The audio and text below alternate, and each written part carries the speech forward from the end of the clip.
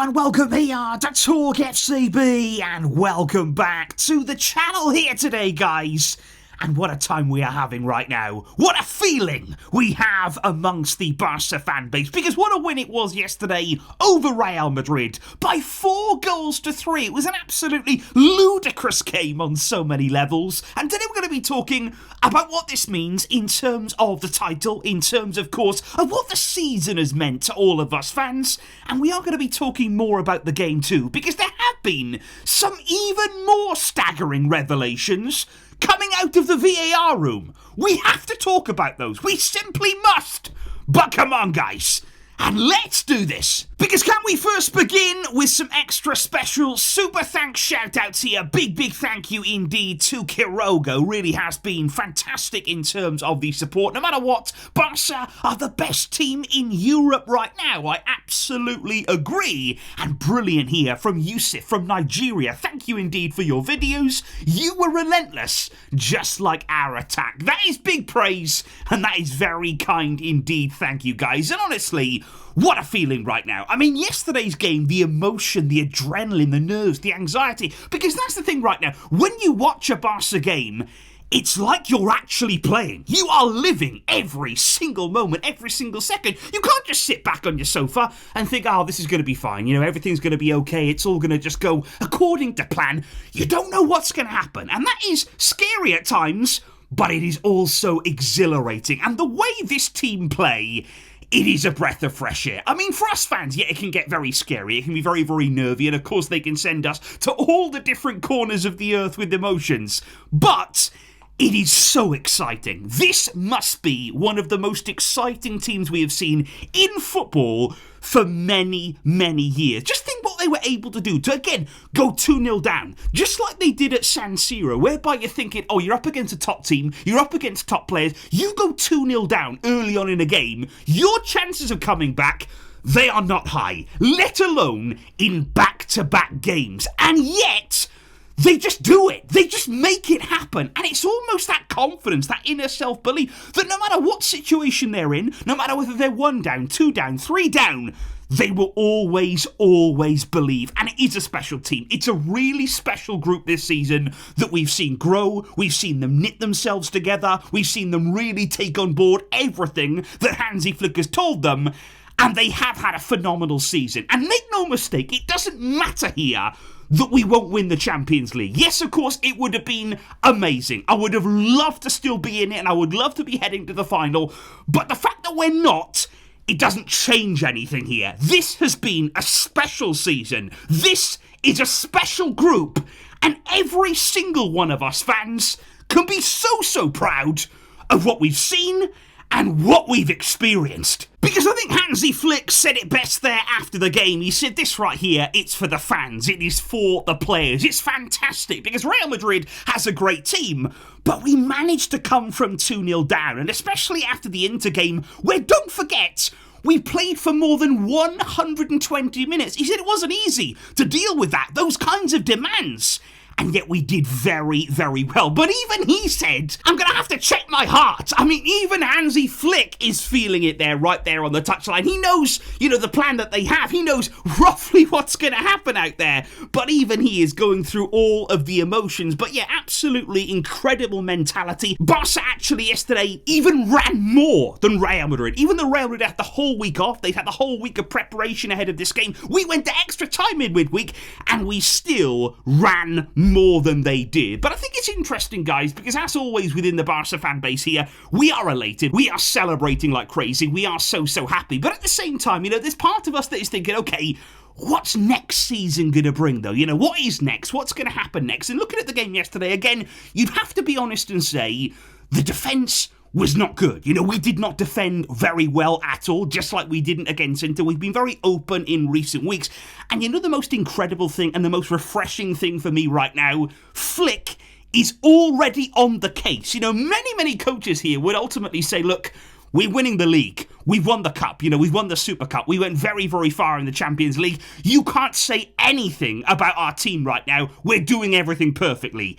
He is not saying that. And that's what makes him different. That is what takes him to a different level to many, many other coaches here. He will strive for the absolute maximum. That is why he said, we have to improve defensively, and we will improve defensively next season. He said, when you press, everything can go well, but if you make a mistake, things can get complicated very, very quickly. He said it's not an excuse, but he said it's not been easy, that we can't work on this in training, that we can't do too much tactical training here because we're playing every single 3 days. He said we have to improve, and we're already thinking about pre-season to improve all of this. And that is such an exciting quote for me there, because there's so much that we're doing right, there's so much brilliance about this team, and it almost feels as though with a few tweaks here and there, maybe with a signing or two, maybe with a little bit of strengthening of the squad, maybe with a few tweaks tactically, defensively there, the shape of the team, you feel as though there is still room to go to another level. What we're seeing is extraordinary. The season that we've had has been phenomenal, but do not forget, this was still Flick's first campaign. It's still his first ever season in Spanish football. There is still plenty of levels, I believe, this team can go to, and that will be extraordinary. We will all be here for that, and I can't wait. Because, well, considering this is Flick's first season in La Liga, considering this is the first time he's facing Real Madrid as a Barcelona coach, well, he's done pretty well in his first campaign. He has recorded 4 out of 4 Clasico wins. And not just wins either. Look at those results. Look at the goals that we've scored in El Clasico. The very least that we've scored is 3. That's the worst showing that we've had. We're used to scoring 4. We're used to scoring 5 this season. It's been a dream. It really, really has. Hansi Flick has had Real Madrid's number. He has them fully worked out there, and we heard all about the offside line. We heard all about the high line. What would Real Madrid do to that? Well, that's what they've done. They may have been able to breach it. Mbappe yesterday may have been able to score a hat-trick, and I'm sure that's great for him.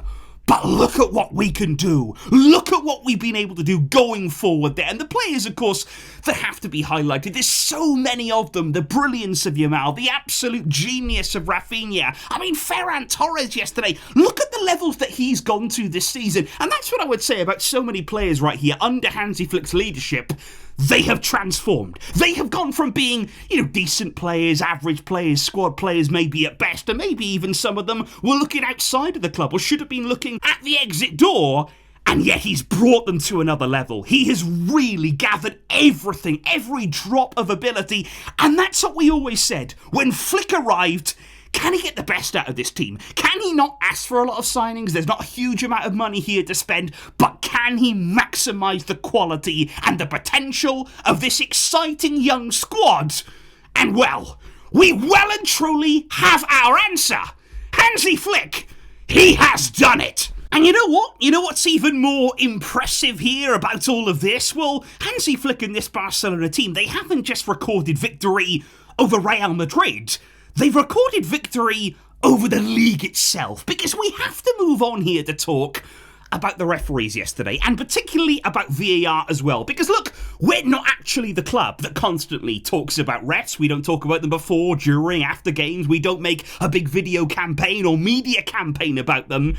But look, if we don't talk about what we saw and what everybody in the footballing world saw yesterday in this game, it would almost be as though we were accepting it. It would almost be as though we were saying, oh, well, that's okay. You can do whatever you like. We're just going to accept that as normal. And the reality is, this has actually become normal in La Liga. It's not that shocking anymore because we have seen this story before. But let me just run through some of the decisions, some of the key moments and key errors, and accompany them with the official rules and guidelines in football. Because let's start here with the Frenkie de Jong handball. Now, Real Madrid fans were up in arms about this, no pun intended. They thought that was a guaranteed handball that had an impact on the goal and that it should have been disallowed there. That Yamal's goal, the second for Barca, should have been disallowed and that Madrid were robbed. Well, can I just tell you here that between Frankie's arm making contact with the ball and Yamal scoring, a total of 27 seconds pass with 10 different passes going forward, going back, and what we have seen, though, is VAR go back that far. You know, that's not too much there. They are willing to go back that far to disallow a goal. But what's important to mention there is that in the 27 seconds that pass, Ceballos touches the ball for Real Madrid. And in that moment there, whereby he touches that ball, we start a new phase of play. The ball did not go from Frankie's arm to Yamal to the goal. It was disrupted there by a Real Madrid player. Lots of time, lots of passes went by, whereby Frankie's infraction, it does not influence the goal. And this is particularly important to note as well, this particular situation, for later on as well. So that there was the correct call. Then we have Chumeni's red card, or red card that wasn't given. He was given a yellow card. Now this for me is one of the clearest decisions of the entire game. It's not even up for debate in my opinion. It is obvious, it is a clear red card. We all know the last man rule. Everybody is aware of what that means there, and we can all see that Ferran has got beyond Chumeni. And what you would say there is that nobody is near him. Nobody can cover that space. Nobody can catch him. He would have made his way to the goal, and it would have been a clear goal-scoring opportunity. That's a straight red card. Doesn't matter whether it's in the first half, doesn't matter whether it's in the Clasico. That is a clear red card and a massive mistake from Hernandez. Hernandez, so bad, they named him twice. However, with Chumeni still on the field somehow, he then gets involved in this, the handball. Now let me tell you the official rules here, because that arm from Chumeni is not in a natural position. It is slightly raised, it is out from the body, and he makes no attempt to withdraw it. He makes no attempt there to keep it away from the ball, to keep it close to his body, and in the process of all of that, it is Chumeni's arm alone that stops a goal. Ferran, again, this is a massive goal-scoring chance that is blocked in front of the goal by the arm.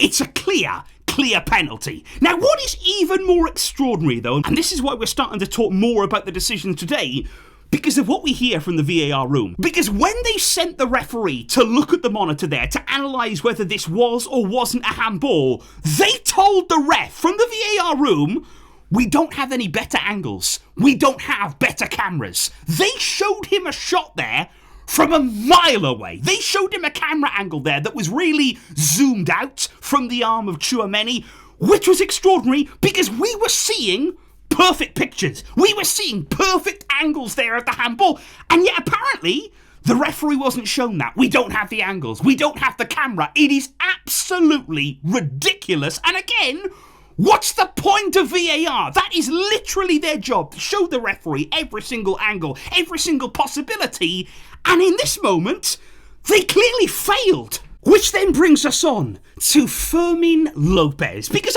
they had the camera angles here. When the VAR had a good look at this one, all the different angles, they managed to see that Fermín did touch it with his arm. Now, can I first of all tell you that Fede Valverde, after Fermín López, yes, had touched the ball with his arm, Fede Valverde wins the ball back. So he dispossesses Fermín López. Now, in that moment, any advantage gained, which there wasn't any anyway, but any advantage gained by the arm, it's gone. Fermín lost the ball. Real Madrid regained possession.